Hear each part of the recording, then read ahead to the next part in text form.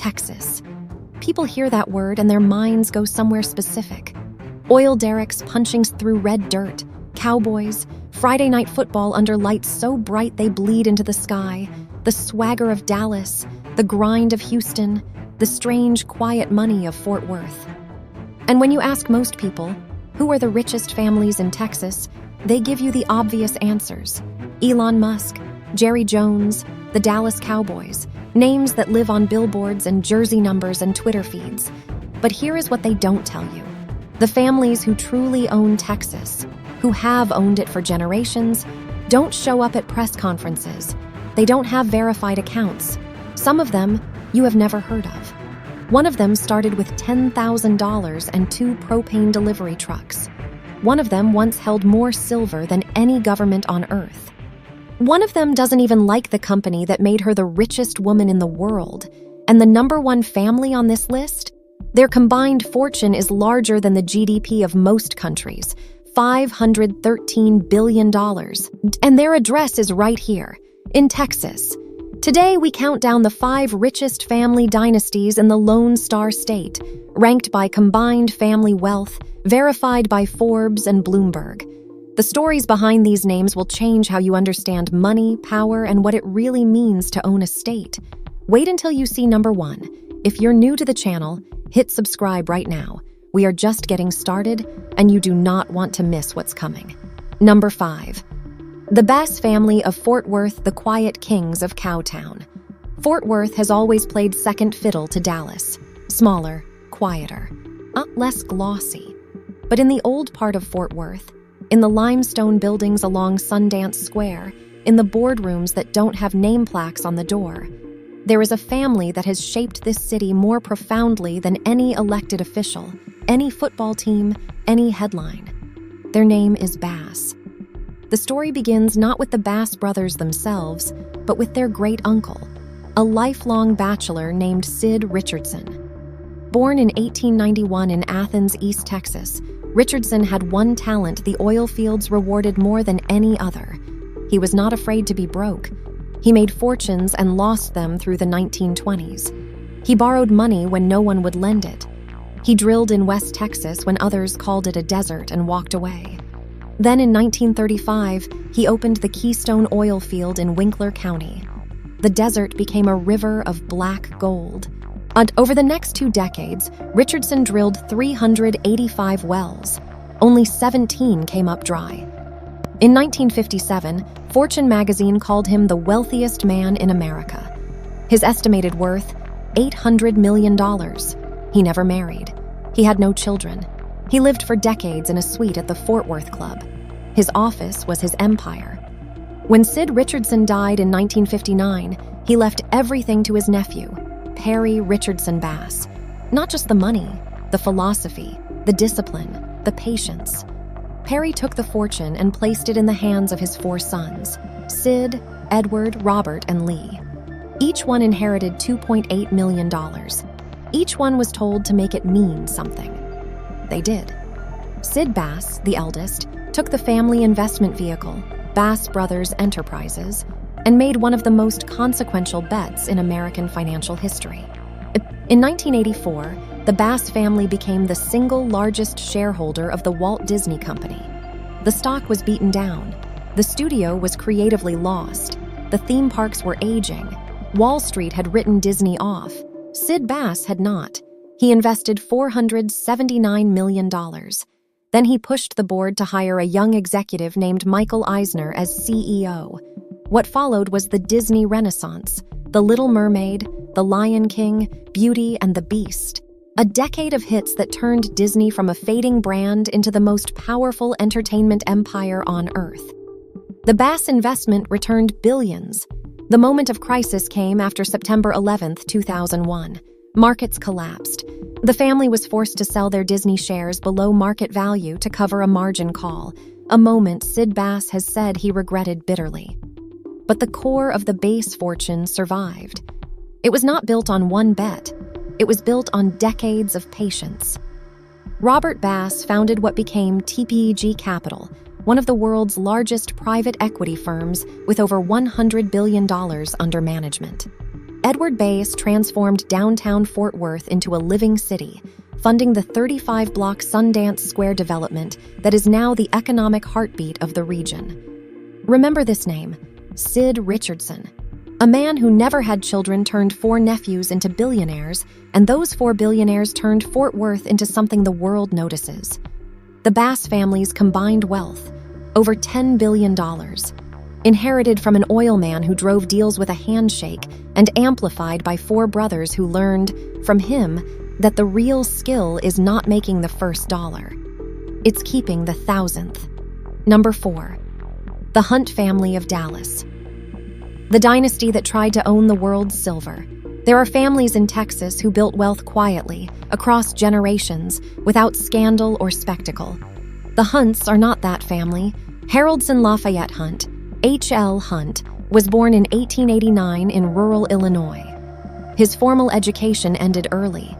His real education happened at poker tables in Arkansas, where he learned that the greatest wealth goes to those willing to hold a hand everyone else folds.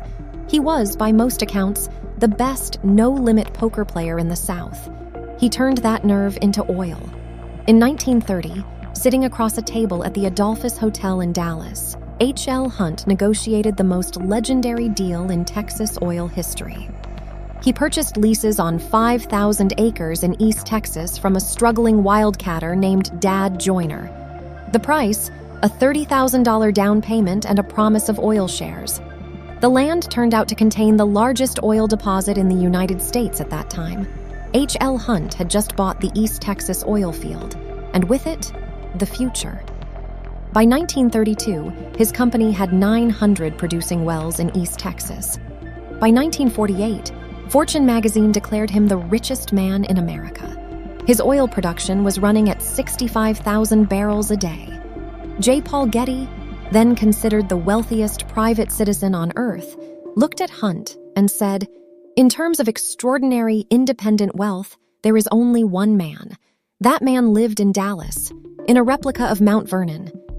And he had 15 children by 3 different women, 2 of whom were married to him simultaneously for years without knowing about each other." But here is the part of the Hunt story that most YouTube videos skip. His sons Bunker and Herbert did not inherit their father's patience. They inherited his appetite. In the 1970s, the 2 brothers began quietly buying silver. Not quietly, systematically, aggressively. By 1979, Nelson Bunker Hunt and William Herbert Hunt controlled an estimated 195 million ounces of silver. That is more silver than any government on Earth held at that moment. They had nearly cornered the global silver market. Then Silver Thursday happened, March 27, 1980. The price of silver, which had spiked to nearly $50 an ounce, collapsed in a single trading session. The brothers lost $5 billion. They declared corporate bankruptcy in 1986, personal bankruptcy in 1988. One of the greatest fortunes in Texas history evaporated in a single decade. But H.L. had done something wise long before his sons were old enough to gamble. In 1936, he placed portions of his fortune into personal trusts for each of his children. Trusts that no creditor, no bankruptcy court, no margin call could touch. Those trusts survived Silver Thursday. They survived everything. From those trusts rose Ray Lee Hunt, H.L.'s son by his second family, who rebuilt Hunt Oil into an international operation spanning 12 countries. Ray Hunt's net worth today sits near $7 billion. The broader Hunt family, across all branches and generations, carries an estimated combined wealth of $24.8 billion. There is something else. After President Kennedy was assassinated in Dallas on November 22, 1963, the FBI opened inquiries into the Hunt family. H.L. Hunt's name had appeared in the address book of Jack Ruby, the man who killed Lee Harvey Oswald. The investigations produced no charges, but the questions were never fully answered. The Hunt family has carried that shadow ever since. The Hunts remind us that in Texas, the line between legend and scandal is drawn in oil, and sometimes in blood. $24.8 billion, built on a $30,000 poker bet, nearly destroyed by silver. rebuilt by trusts no crisis could touch. If you haven't subscribed yet, do it now. The next two families are ones most people have never heard of. And the name at number 1 will rewrite everything you think you know about wealth in Texas. Number 3, the Duncan family of Houston, the invisible billionaires. Most people who drive through Houston have never heard the name Duncan. That is exactly how this family wants it. Dan L. Duncan was born on January 2, 1933 in Center, Texas, a small town in Shelby County, so close to the Louisiana border that the red clay soil barely knows which state it belongs to. His father was a farmer. His mother died of tuberculosis when Dan was 7 years old. His brother died of blood poisoning the same year. 7 years old. Mother gone. Brother gone. Living with his grandmother. And a state full of nothing but flat land and hard weather. He graduated from Shelbyville High School in 1949. He worked oil fields as a roughneck alongside his father. He went into the Army. He came home. He studied business and accounting at Massey Business College in Houston on the GI Bill, working nights at the U.S. Post Office to pay his rent. In 1957, he took a job at a midstream pipeline company called Wanda Petroleum. He learned everything. In 1968, 11 years after walking through Wanda's door, Dan Duncan walked out with 2 propane delivery trucks and $10,000. That is not a metaphor. 2 trucks, $10,000. No investor, no inheritance, no safety net. He named the company Enterprise Products. Enterprise Products started as a natural gas liquids wholesaler, buying and redistributing propane and other byproducts that major oil companies treated as waste. Duncan saw what they missed. The infrastructure connecting the energy that ran American homes was fragmented, inefficient, and completely unowned. He began building pipelines. By 1973, the company was worth $3 million. By the late 1970s, Enterprise had a $300 million credit line. In 1998, Duncan took the company public as Enterprise Products Partners, LP. By the time he died in March 2010, the company owned over 48,700 miles of onshore and offshore pipelines, one of the largest pipeline networks in the history of the American energy industry.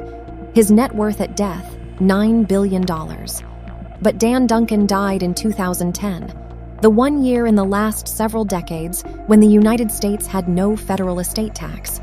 The so-called death tax had been temporarily repealed by Congress, and the repeal happened to fall on the exact year Duncan passed away. His 4 children, Randa, Danine, Melaine, Egg, and Scott, inherited $10 billion, tax-free. Not a dollar surrendered to the federal government. No estate tax in American history had ever sheltered that sum. The 4 Duncan children are now each worth over $10 billion individually. As a family, Bloomberg's 2025 Billionaires Index places their combined fortune at $48 billion, making them the richest native Texas family by blood, by origin, by story. Most of them maintain almost no public profile. Scott Duncan, the youngest, is among the wealthiest people in America and has never given a major interview. He doesn't need to.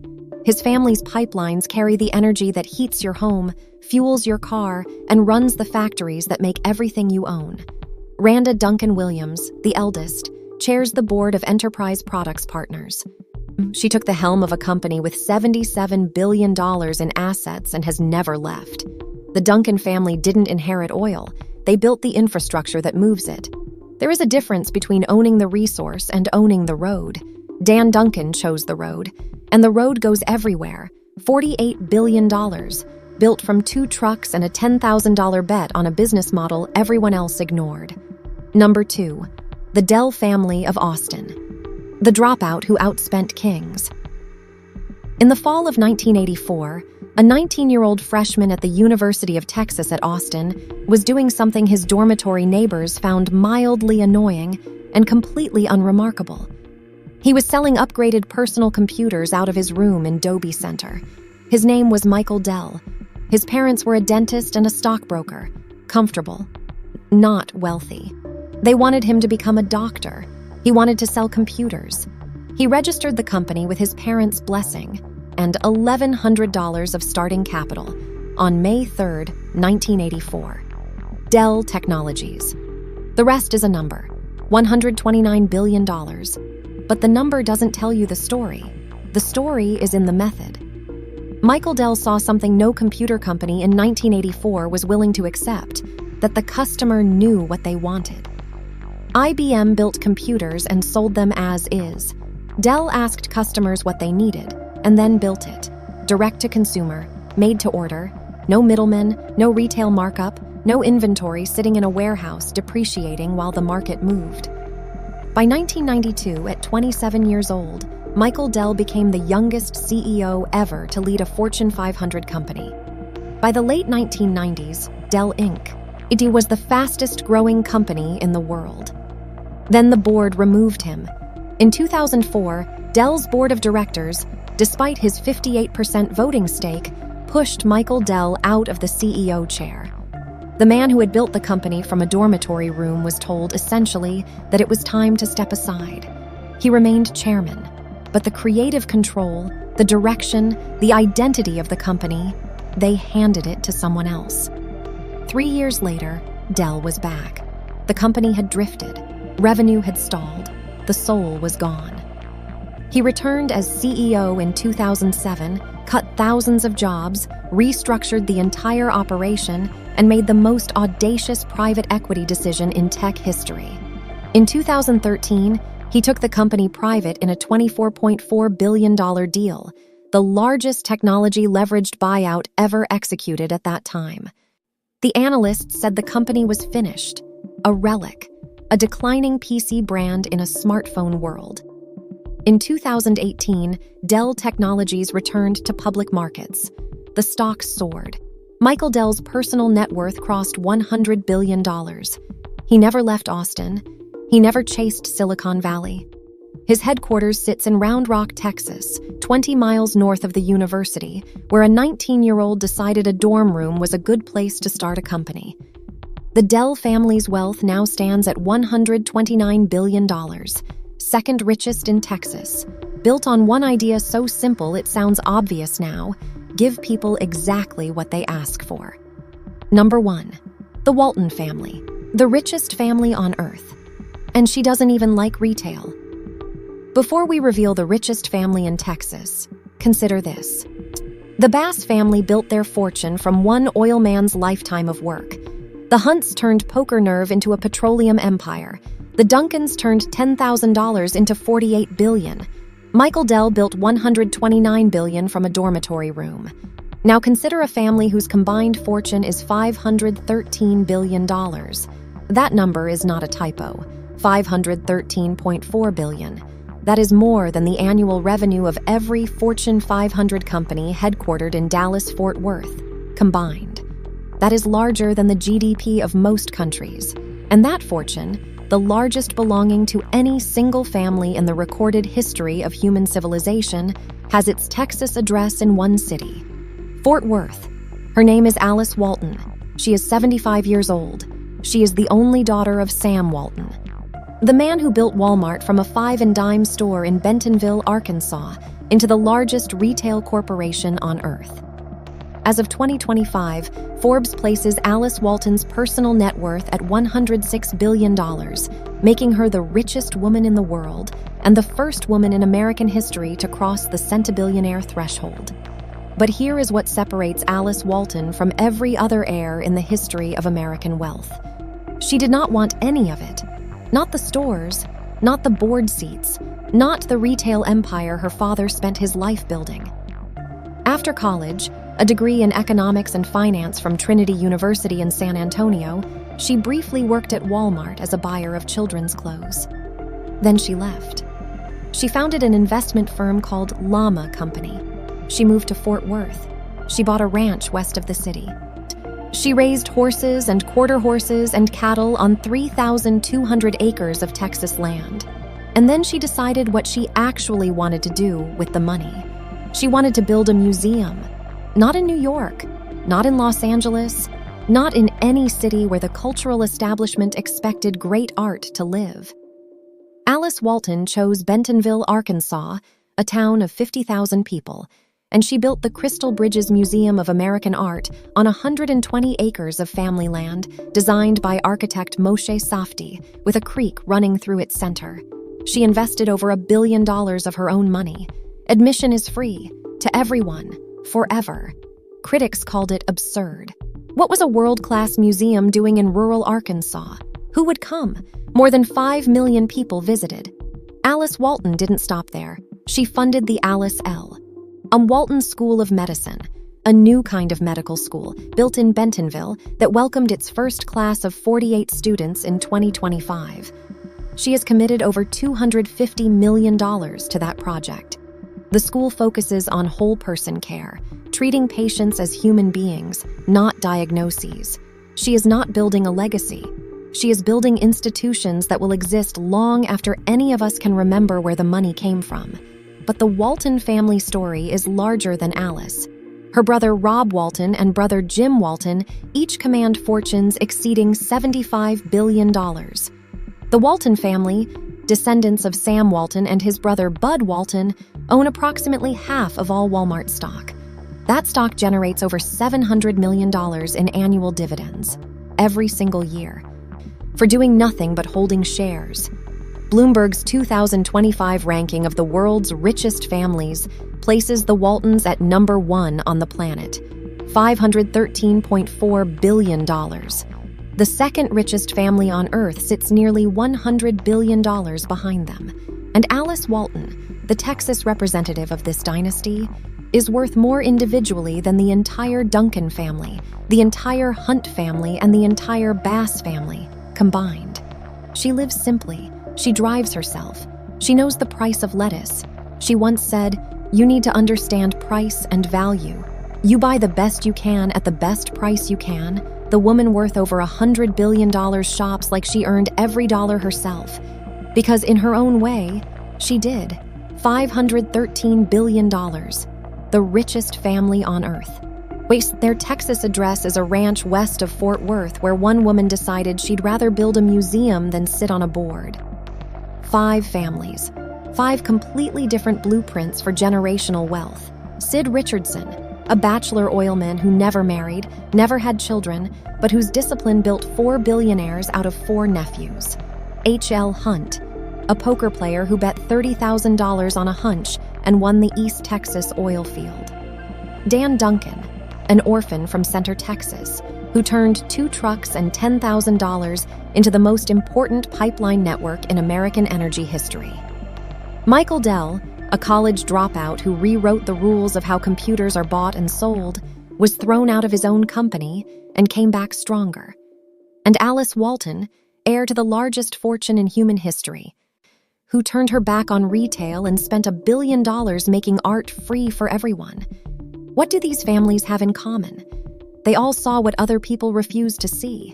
The oil in the desert, the silver market, the pipeline no one wanted to build, the customer no one was listening to, the museum in a small town that everyone said was the wrong place. Texas rewards people who see the thing others are looking at and miss. Now here is what we did not show you today. There are families in Texas so private that their names do not appear on any billionaire list.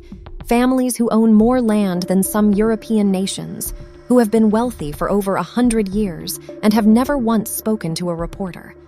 How long can a fortune stay hidden? And what happens to a dynasty when the next generation decides they want something different than what was built for them? That story is coming. If this video changed the way you think about wealth, subscribe to apexstatus. Hit the bell so you never miss a drop. And tell me in the comments, which family surprised you the most? We read every single one. We are tracking the money.